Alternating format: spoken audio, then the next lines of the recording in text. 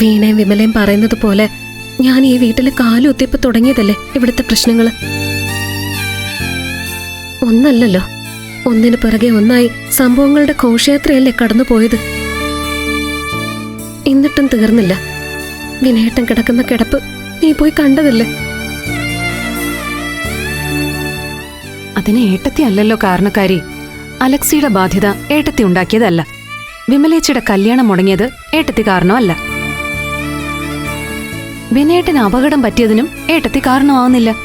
പിന്നെന്തിനാ അതൊക്കെ ചിന്തിച്ച് സ്വന്തം സമാധാനം ഇല്ലാതാക്കുന്നെ? മാത്രമല്ല, ഏട്ടത്തി ഇപ്പൊ തനിച്ചല്ല, ഉള്ളിലൊരു കുഞ്ഞുണ്ടെന്ന് കൂടി ഓർക്കണം എപ്പോഴും. ആ ഓർമ്മയാ ഇപ്പൊ എന്റെ വേദന. എത്രയും പെട്ടെന്ന് ഈ കുഞ്ഞിനെ ഇല്ലാതാക്കിയാലോ എന്നാ ഞാനിപ്പോ ആലോചിക്കുന്നു. ഏട്ടത്തി സത്യോ, നീ അന്ന് ഞങ്ങളുടെ കല്യാണത്തിനെതിരെ നിന്നപ്പോ വിനയേട്ടൻ എന്നോട് കെഞ്ചി പറഞ്ഞതാ ഇപ്പൊ ഇത് വേണ്ട, ഒഴിവാക്കാന്ന്. എന്റെ പൊട്ട ബുദ്ധിക്ക് അന്ന് അത് ഉൾക്കൊള്ളാൻ പറ്റിയില്ല. പക്ഷെ ഇപ്പൊ ഞാനത് ആത്മാർത്ഥമായിട്ട് ചിന്തിക്കുക. അതിനൊക്കെ ഇപ്പൊ എന്താ ഉണ്ടായത്? എന്താ ഇനി ഉണ്ടാവാനുള്ളത്? വിമലയും വീണയും പറഞ്ഞതൊക്കെ നീ കേട്ടതല്ലേ? എന്റെ ബന്ധുക്കള് തന്നെ എന്നെ കുറ്റപ്പെടുത്തിയില്ലേ? ഇതിന്റെ പേരിൽ എന്തൊക്കെ പഴി ഞാൻ കേട്ടു. നിനക്കോ മുത്തശ്ശനോ മുത്തശ്ശിക്കോ എത്ര കാലം എന്നെ പ്രൊട്ടക്ട് ചെയ്യാൻ പറ്റുന്ന? വിമലേച്ചിയും വീണയും ഒക്കെ കഥയില്ലാത്തവരാ. അവര് പറയുന്ന ഒന്നും കാര്യമാക്കണ്ട. എനിക്കങ്ങനെ കരുതാൻ പറ്റുമോ വിസ്മയ? മാത്രമല്ല, വിനയേട്ടൻ ഈ അവസ്ഥയിൽ കിടക്കുമ്പോ എന്റെ ഗതികേടുകൾക്കിടയിൽ ഒരു കുഞ്ഞിനെയും കൂടെ പങ്കാളിയാക്കണോ ഞാൻ? ഇപ്പോഴുള്ള അവസ്ഥ തുടർന്ന നാളെ ഈ വീട്ടിലെ വിനയേട്ടന് ഞാനൊരു അധികപ്പറ്റാവുമെന്നുള്ളത് ഉറപ്പാ. ഇപ്പൊ തന്നെ കേൾക്കാനുള്ളതിന്റെ അങ്ങേയറ്റം ഞാൻ കേട്ട് കഴിഞ്ഞു. എന്റെ കുഞ്ഞും കൂടി അതിനിടയിൽ വന്ന അതിനും പഴി കേൾക്കേണ്ടി വരുമെന്ന് തീർച്ച.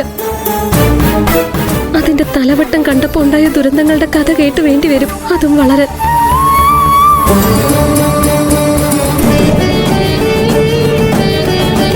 അങ്ങനെയൊക്കെ നോക്കിയാ ഈ ലോകത്ത് ജീവിക്കാൻ പറ്റുമോ ഏട്ടത്തി?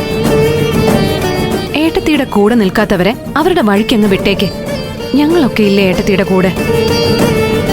മാത്രമല്ല, ഇതേ വിനയേട്ടന്റെയും കൂടി വീടല്ലേ. ടെക്സ്റ്റൈൽസ് നോക്കി നടത്തേണ്ടത് ഏട്ടത്തിയല്ലേ?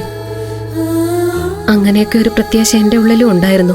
അവകാശം എണ്ണി പറയാൻ നിൽക്കുന്നവരുടെ മുന്നില് ഇപ്പൊ തന്നെ വയറ്റിൽ വളരുന്നത് വിനയേട്ടന്റെ കുഞ്ഞാണെന്ന് തെളിയിക്കേണ്ട ഗതികേടില്ല ഞാൻ.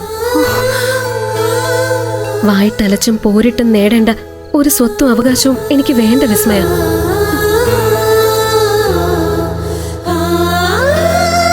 പറക്കമുറ്റാറായ പ്രായത്തില് അച്ഛനെ അമ്മയെ നഷ്ടപ്പെട്ട് അമ്മാവനും അമ്മായിക്കും ബാധ്യതയായവളാ ഞാൻ. വിനയേട്ടന്റെ നല്ല 4 വാക്ക്, ഒരു ചിരി, ഒരു ചേർത്ത് പിടിക്കല്, ഇത് മാത്രം എനിക്ക് എന്റെ ജീവിതത്തിൽ ആകെ കിട്ടിയ സന്തോഷം. അതും ദൈവമായിട്ട് ഇല്ലാതാക്കി. ഇനി ഒരാൾക്കും ബാധ്യതയാവാൻ ഞാനും എന്റെ വിനയേട്ടനെ നിന്ന് തരില്ല. മുന്നോട്ട് പോവാൻ ഒരു വഴിയില്ലാതെ ഗതിമുട്ടുമ്പോ എന്ത് ചെയ്യണമെന്ന് എനിക്കും അറിയാം.